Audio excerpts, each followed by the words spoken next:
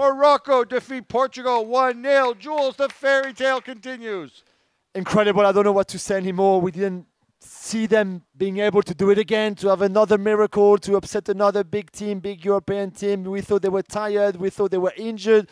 We thought they couldn't do it with only half of their back four, and yet they go again. And it was probably even more convincing than against Spain because they scored a goal. They had chances. They frustrated Portugal and all their attacking power and all of that.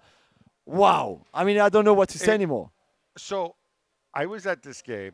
And obviously, it was tremendous, the support from the Morocco fans and whatever else. Your man, Fernando Santos, not following our advice, not following my advice, puts in Gonzalo Ramos because, you know, you don't want to mess with the team that's winning. Yeah. Gonzalo Ramos was absolutely terrible. Dire. You know what? I thought he was worse than Diogo Costa in this game. And I know people gave Diogo Costa the lowest mark because he made the mistake on the goal, which, by the way, I thought Ruben Diaz didn't help either. Me too. It's almost like Diogo Costa got all the mistake, and Ruben Diaz was kind of giving a pass. I agree completely with you. But we'll get to Cristiano in a minute. But what struck me was, and this is kind of a function of World Cup knockout football, and it's become really clear to me. One team goes a goal up, and then in the second half, it's no longer football. As we understand it. It's no longer about formations and pressing and ebb and flow. No, you have one team sitting deep. They didn't necessarily sit as deep as they did against Spain. No. But they're they're defending and trying to hit on the counter.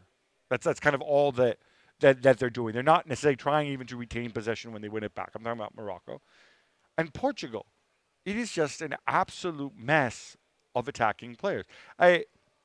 Bernardo Silva, who also had a very rough game, at one point, he's playing defensive midfielder. He is the last man. He's the man shielding the two center backs. Now, if there's a counter and big man runs through, do you think Bernardo Silva can foul him? He's not going to win the ball off him. Do you think he can even keep up with him? He just sent on so many attacks. Like, let me send on all my attacking players at once. Bruno Fernandes, you know where he ends when he finishes the game? At right back. Yeah, I saw, Do you know where João Cancelo started the game? On the bench. Yeah, again. I don't want to be harsh. I don't want to make this all about Cristiano. We'll get to Cristiano. But you have to have a way of playing. You have to a way of playing. It's halftime, 45 minutes. We're a goal down. We are more talented than the opposition. We're not going to turn this into a crazy free-for-all siege of the Alamo this early in the game because it just makes no sense. But what we said from the beginning, Fernando Santos is a defensive coach. He's a conservative coach. You can't just switch and turn the light, literally turn the switch on and go, okay, let's attack now. Let's play nice, flowing football. The Switzerland game was a fluke. It was against a team that had lost all their bearings, that had players missing, that clearly their head coach made a wrong call tactically, and that was it. And Gonzalo Ramos was literally on fire. But you can't, if you don't work on it, if you don't work on your structure, if you don't work on how you can play with the ball with all your attacking talent, it's not by just putting them all on the pitch that it's going to happen. That's not football for you. It looked to me, and I was only watching on TV, but it looked to me like they almost didn't. It was a pickup game.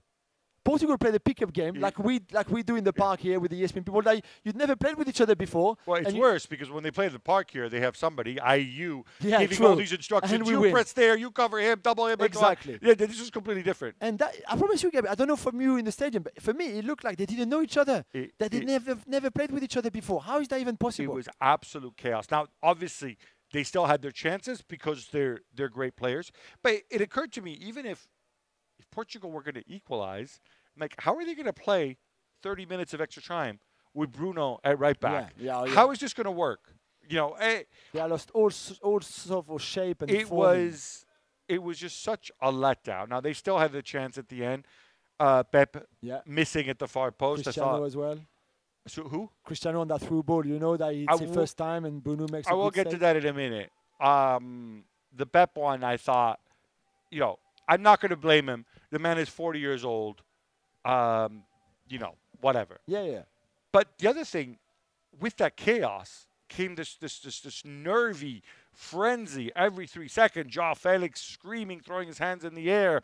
Bruno Fernandes doing that thing where he goes like this, like he's gonna go Hulkamaniac and rip his shirt off. Pep constantly with the referee, blah blah blah. Always. I mean, guys, really? I know. Why don't you let your talent impose yourself on the opposition by turning it into a demolition derby?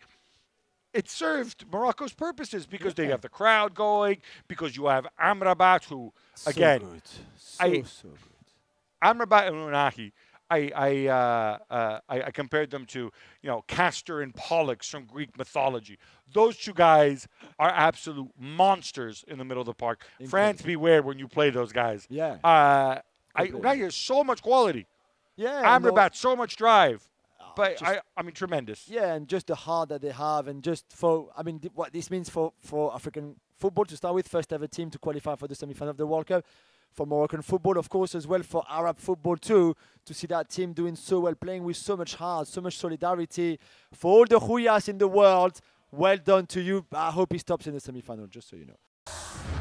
Well, thank you very much for watching ESPN on YouTube. For more sports highlights and analysis, be sure to download the ESPN app. And for live streaming, premium content, and let's not forget as well, ESPN FC 7 days a week. Subscribe to ESPN Plus.